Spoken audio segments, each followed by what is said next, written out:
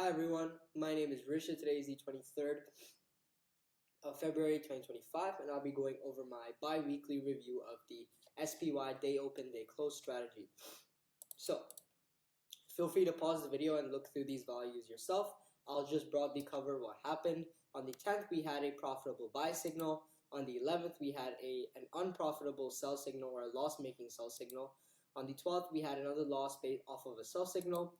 On the 13th, we had a profit off of a buy signal. On the 14th, we had a loss off of a buy signal, and then a profit off of a buy signal on the 18th. On the 19th, we had a loss off of a sell signal, and then the next 2 days, we had profitable sell signals. Now, in this period, our alpha increased from negative 18.863% to negative 17.456%, and our cumulative return went from 1.733 to 3.026%.